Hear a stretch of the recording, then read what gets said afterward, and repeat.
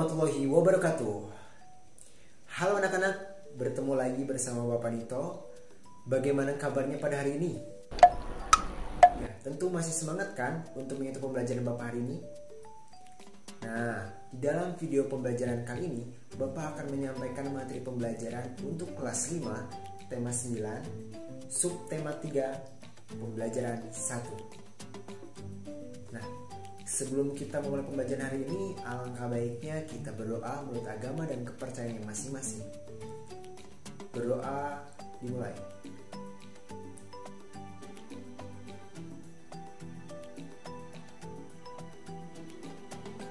Amin. Berdoa selesai. Nah, tujuan pembelajaran hari ini yaitu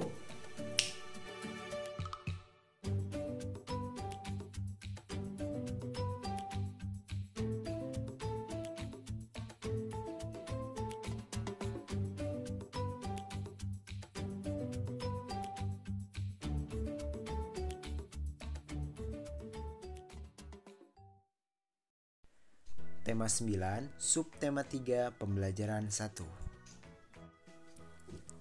Saat jam istirahat, Edo dan Dayu membaca koran yang ditempel pada papan pajang di sekolah. Papan pajang tersebut terbuat dari besi. Edo dan Dayu membaca koran. Setelah itu mereka duduk di dekat papan pajang. Mereka meminum segelas es teh yang baru saja dibeli di kantin sekolah. Gelas es teh tersebut berbahan dari plastik. Saat Edo dan Dayu melihat koran di papan pajang, Edo tertarik pada sebuah iklan. Apa isi iklan yang dilihat Edo? Nah, anak-anak silakan amatilah iklan berikut. Baik, setelah mengamati iklan tersebut, coba anak-anak kemukakan tentang produk apa yang ditawarkan dalam iklan tersebut. Apa saja yang terdapat dalam iklan tersebut? Bagaimana kesimpulanmu tentang isi teks paparan iklan tersebut? Nah, anak-anak, iklan adalah sebuah informasi yang bertujuan untuk mendorong, membujuk, atau memberikan pengaruh pada khalayak ramai atau banyak orang agar tertarik pada barang atau jasa yang ditawarkan. Anak-anak, apa tujuan iklan? Nah, yang pertama, iklan bertujuan memberitahukan kepada khalayak ramai tentang suatu produk jasa. Yang kedua, mempengaruhi khalayak ramai tentang suatu produk jasa. Yang ketiga, menyarankan seseorang untuk membeli dan menggunakan suatu produk jasa yang diiklankan. Yang keempat, memberi informasi tentang produk jasa. Yang kelima, menarik khalayak ramai. Ada juga ciri-ciri iklan yang baik dan benar. Yang pertama, iklan harus informatif. Yang kedua, komunikatif. Yang ketiga, bahasanya singkat dan padat. Yang keempat, menarik. Anak-anak, bentuk iklan pun bermacam-macam. Yang pertama, itu ada iklan baris. Iklan baris yaitu iklan kecil atau singkat, berisi penawaran atau informasi tentang suatu yang terdiri atas beberapa baris saja. Iklan baris disebut juga iklan mini. Ciri-ciri iklan baris yaitu yang pertama, terdiri atas 2-3 baris. Informasi yang terkandung di dalamnya hanya informasi penting saja, ditulis secara singkat, padat, namun jelas. Yang kedua, dikelompokkan sesuai dengan jenis barang atau jasa yang ditawarkan. Yang ketiga, berupa kalimat-kalimat pendek dan biasanya menggunakan singkatan-singkatan untuk menghemat tempat. Keempat, sebagian iklan baris dilengkapi dengan gambar ukuran kecil dan tidak berwarna. Yang kelima, dilengkapi dengan nomor telepon penjual untuk dihubungi pembeli. Yang keenam, tidak menggunakan ilustrasi grafis. Yang ketujuh, biaya pemasangan tergolong murah karena tidak membutuhkan tempat yang lebar.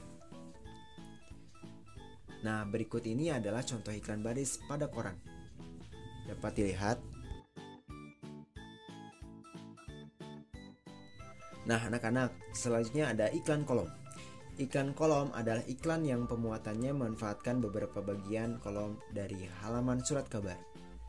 Ciri-ciri iklan kolom adalah sebagai berikut. Yang pertama, terdiri atas ilustrasi atau gambar atau foto atau bagan dan kata-kata.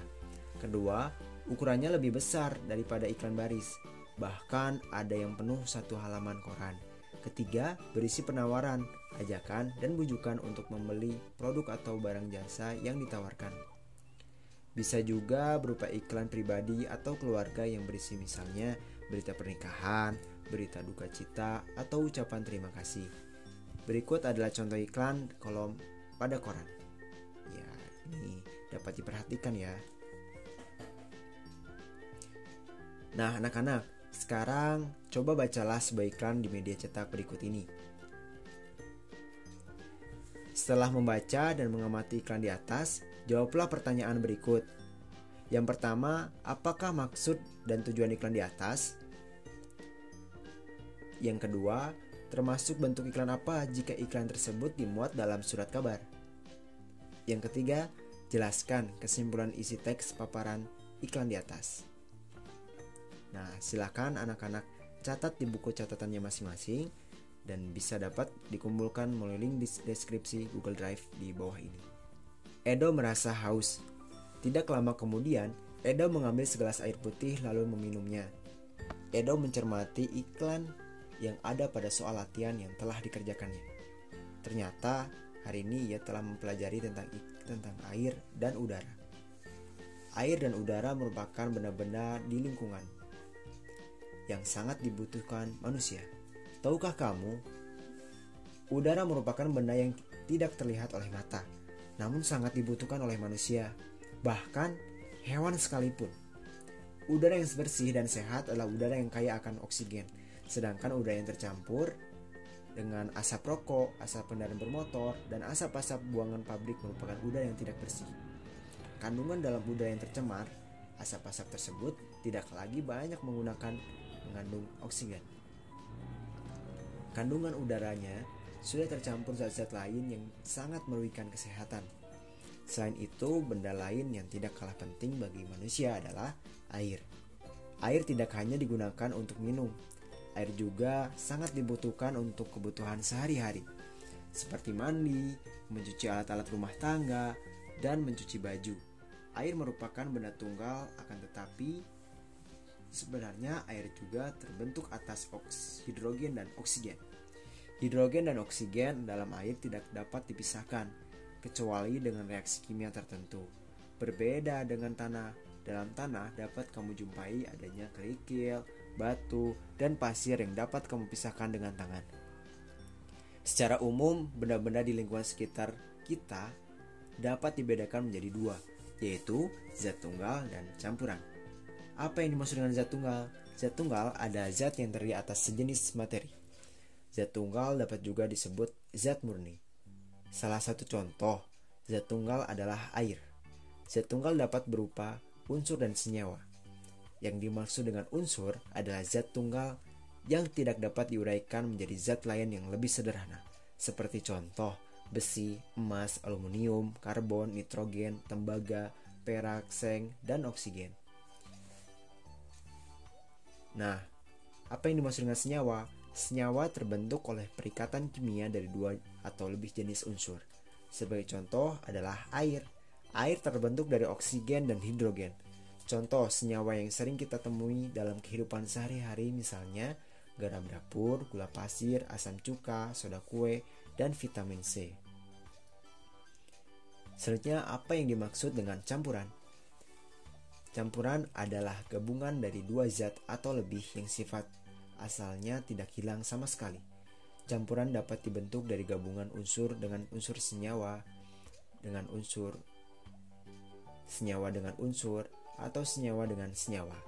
Beberapa contoh campuran antara lain air laut, air sungai yang kotor, air kopi, air teh, larutan garam, larutan gula, sirup buah, baja, kuningan, udara, dan tanah. Nah, anak-anak, sekarang agar kamu lebih memahami tentang zat tunggal, coba lengkapilah tabel penggolongan unsur dan senyawa berikut.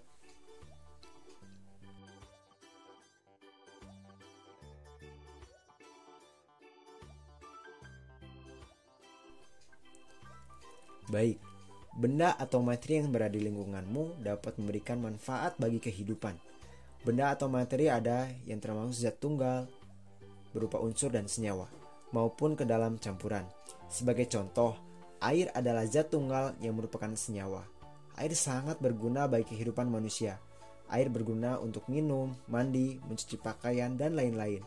Air juga bermanfaat bagi hewan dan tumbuhan. Banyak benda atau materi di sekitarmu yang dapat memberikan manfaat bagi kehidupan. Nah, baik. Demikianlah materi yang dapat Bapak sampaikan pada hari ini. Semoga apa yang telah Bapak sampaikan pada hari ini dapat bermanfaat bagi anak-anak. Dan jangan lupa tugas yang telah Bapak berikan itu dikerjakan dan dikumpulkan melalui link deskripsi di bawah, yaitu link Google Drive. Mari kita akhiri dengan mengucapkan hamdalah bersama-sama. Alhamdulillahirrahmanirrahim. Sekian yang saya sampaikan. Wabillahi taufiq wal hidayah. Wassalamualaikum warahmatullahi wabarakatuh.